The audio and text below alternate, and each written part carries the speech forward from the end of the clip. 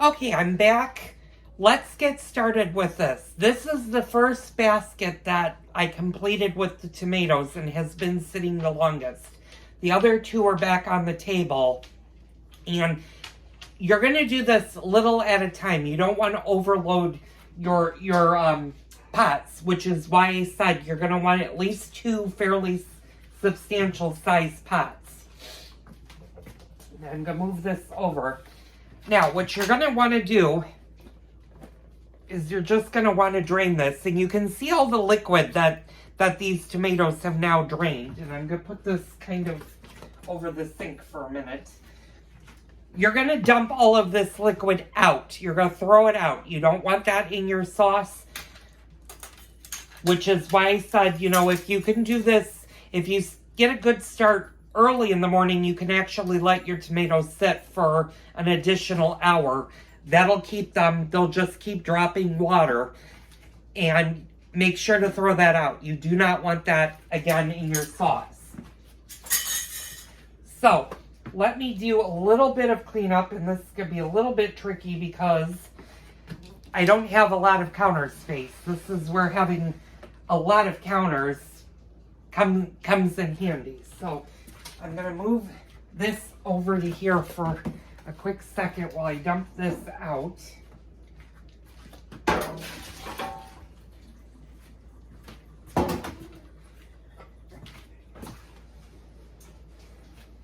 And you might be asking yourself, well, why do you allow all this liquid to come out of the tomatoes?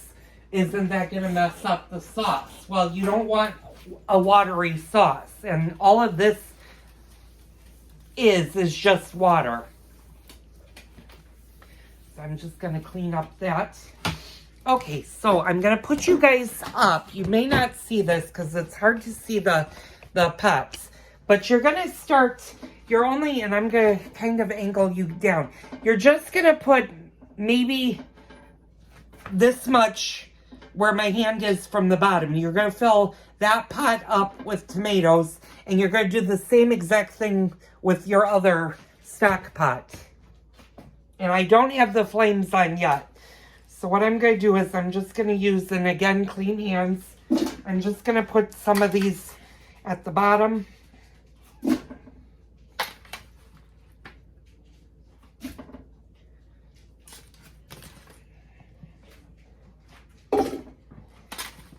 I'm going to put some of these on the bottom over here. Okay, go a little bit more with that. And this pot, since this pot's so big, I can put the rest of these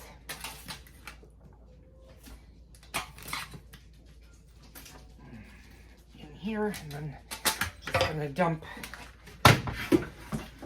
And you can see how much liquid is still coming out of this. So now that that's done, you can put this off to the side and actually, when you get a chance, wash it. So I'm going to show you guys about how much are in each pot. That one is about to there where my finger is, maybe a little bit above. And this one has a little bit more. This one is probably about there. But don't add any more tomatoes right now to your pots. So now what you're going to do is you're going to put the flame on both of your pots. And you're going to take your wooden spoon. And you're basically going to wait for them to start to break down. They're going to release even more water. As that happens, then you can go ahead and add more tomatoes. This part takes a while. This part's going to take about half an hour, 25, 30 minutes, even longer. And you just want to stir, you just want to use your spoon, and you want to kind of just allow the tomatoes to break up. You don't want them to scorch to the bottom of your pot. I'm just going to do that with this one. Now this is where having a big, thick wooden rod would work. But again, you've got to be careful with those because you don't want to use anything that has that's wood protected. So nothing that's varnished and stuff. And you want to also make sure that your wood dowels, if you're using those, are very well sanded so that no wood gets into your tomato sauce.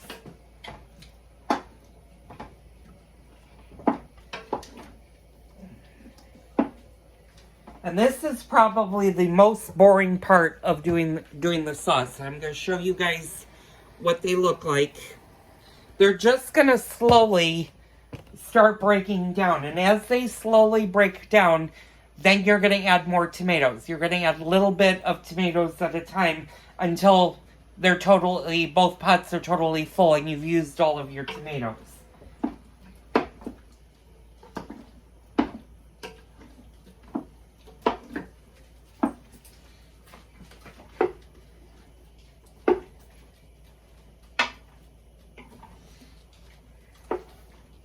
An update, once in a while you may hear rumbles of thunder as I'm recording. We got a big thunderstorm that went through, so my gardens are now watered for today and probably for tomorrow, because we got quite a bit of water since my crawl space is leaking a little bit.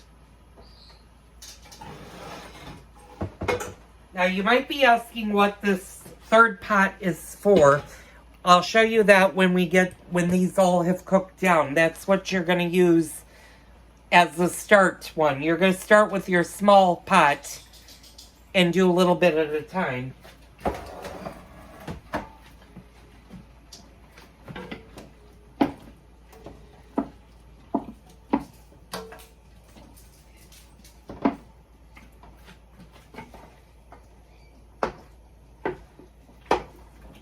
You just want to keep stirring these you don't have to do it often, but you want to do it every little bit. So while those are going, I'm just going to go ahead and wash the rest of my beans.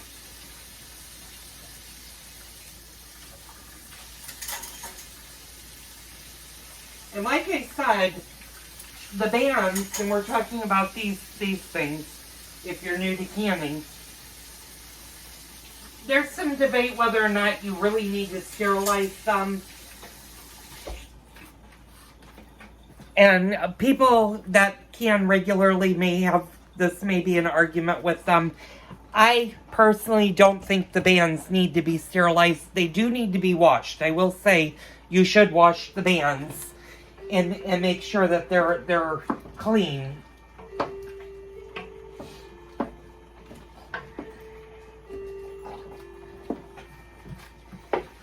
But being sterilized, they don't have to be sterilized. Now the lids themselves, and I'm going to show you guys again what the lids look like.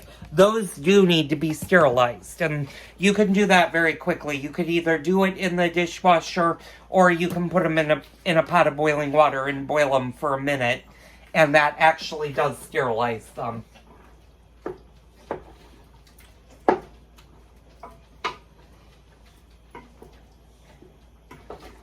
Okay, so I'm just gonna keep going at this. I'll be back in a while when we add more tomatoes to this. This is, like I said, this is the most boring part of the video, and I'm not gonna make you sit through all 2 hours of me cooking these down. So, as they break down, I'll come back, I'll give you updates, I'll show you what you're gonna do next, and we'll go from there. Okay, I'm back. It hasn't been that much, but you can kind of see the liquid, and hopefully my phone doesn't drop into this, but you just want, once you get some liquid out of your tomatoes, and they've started to break a little bit, you can go ahead and add more tomatoes. And you'll be able to tell as the tomatoes cook how they're breaking down. So what I'm going to do is I'm going to move this thing. And unfortunately, again, this is where I wish I had a much bigger kitchen. I'm going to go grab the next thing of tomatoes, and that's this guy. And again, you just want to And I'm gonna put you guys down so you guys can actually see this. You just want to do that, and all the liquid that's dripping out of those, that's what you want the tomatoes to release. And little by little, I'm just going to add some in there, and then I'm going to add the rest in here. And you're just going to do that little by little.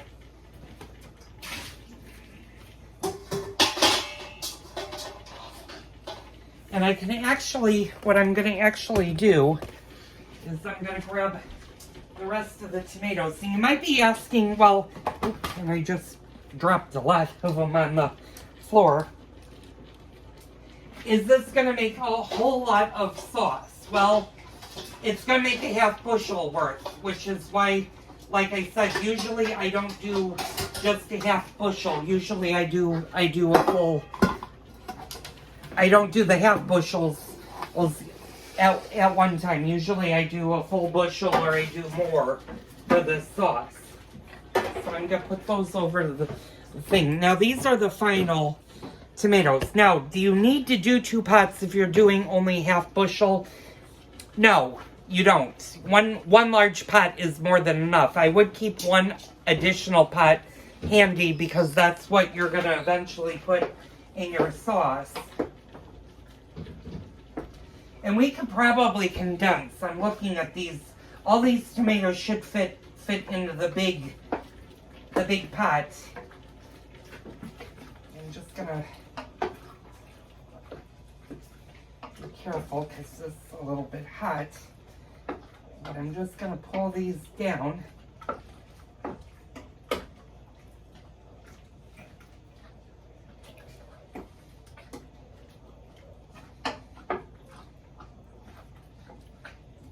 Now you might be wondering, and this one has more liquid. Well, they both have about the same amount of liquid now. I'm going to turn you guys around so you guys can see that. I don't know if you guys can see the liquid in the back. I'm going to kind of point it out to where you're looking. So these tomatoes are actually releasing even more liquid. That's okay now because you're actually starting the cooking process for the tomatoes. But like I said, if you leave them to drain after you cut them and you put the salt on them, leave them to drain for at least an hour, if not longer.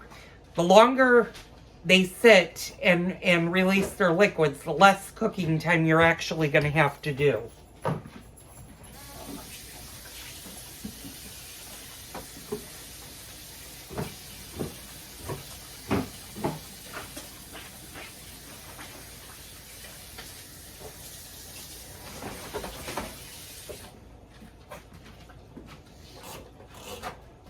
So now that all of my bands have been washed, I'm going to put them, I'm just going to set them all in a bowl to just drain. You do want to actually dry your bands so that they don't rust. And I'll do that in a little bit. That one actually fell. I'm going to put that one off to the side because I think right now I have more than enough bands. And you're just going to keep cooking until you have all your tomatoes in there. And once they come to a boil, they'll start cracking and breaking down. That's when we'll go on to our next phase.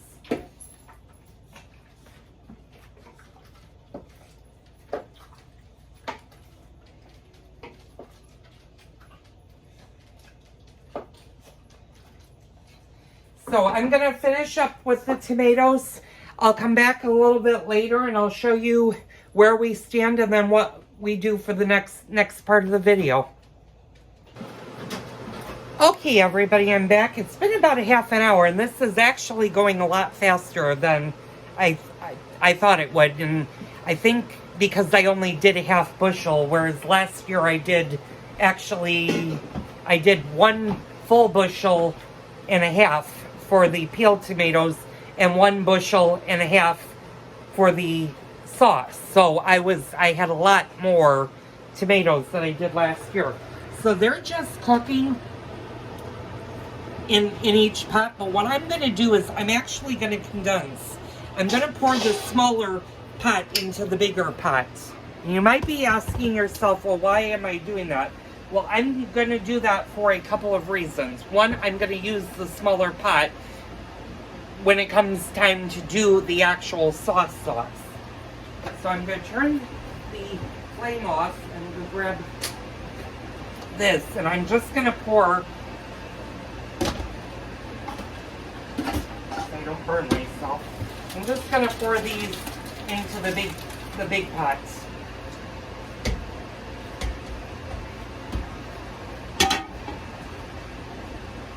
And condense them.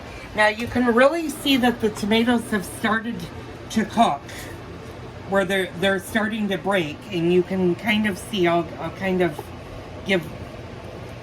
bring up a tomato, but that's kind of what you want them to do. You want them to break like that. Now you just want them to boil. You're going to be stirring this kind of often. You're going to break any tomatoes that may have not broke yet. Get them to break.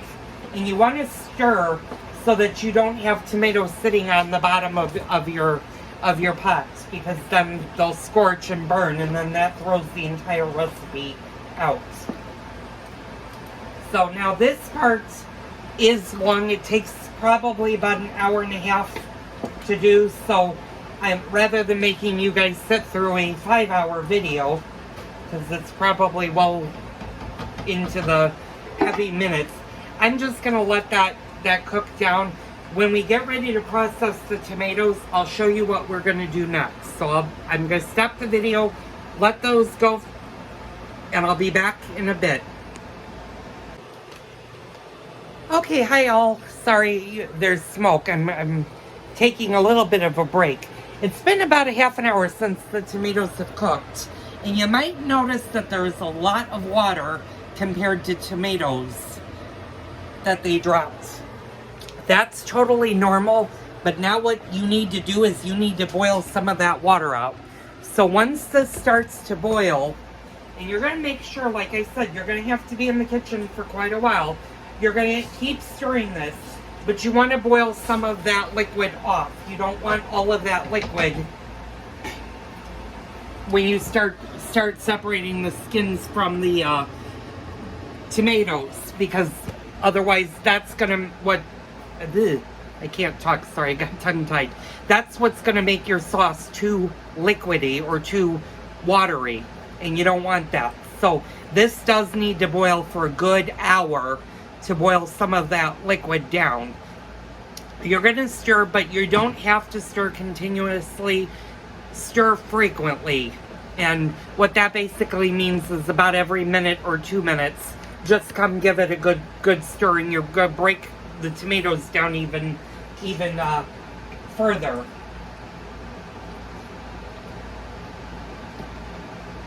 And you want soft tomatoes. You want your tomatoes to be soft, because then when you put them through the mill or the sieve, this is kind of a mill sieve right here that I have, or if you're one of the lucky ones that owns a tomato press machine, you want your tomatoes to be soft and not hard. You don't want to break a very expensive machine. Now, I washed and cleaned all of my basil, and I have it drying on these paper towels. And you could go ahead at this point and set up your jars. Sorry, Edward is being very vocal with ice because he's sitting in front of the door. You could go ahead and start getting your jars ready. I'm not going to do that quite yet, because as the sauce cooks, because it's got to go through another cook process after we make the sauce, and I'll show you that when we get to that. That's when you need to have your start getting your jars ready. Now, how much sauce is this going to make? Surprisingly, this is not going to do as many jars as you think it will do. A half a bushel, you might get 6, maybe 7 quarts out of this. That's why, like I said, normally when I do this, I don't do it just a half bushel. Usually I do a bushel or more, because then I can process 18, 19, 20 jars all at once. But since I still have canned sauce, and I have 6 jars that I did last year that are still on my pantry, I don't need to go crazy. I want to get the count up to about 24 jars of peeled tomatoes and 24 jars of sauce. I have 15 peeled tomatoes. That's 9 that I did earlier in the week of last week. I did them midweek, and there's a video of that. That made 9 jars, plus the 6 that I still had made the 15. I have 5 of the sauce, and then I'll add to this with the sauce. So, I'm going to let this cook down. I'll be back later on to show you what we do when we actually grind it, take the skins and the seeds out, and make it into an actual sauce.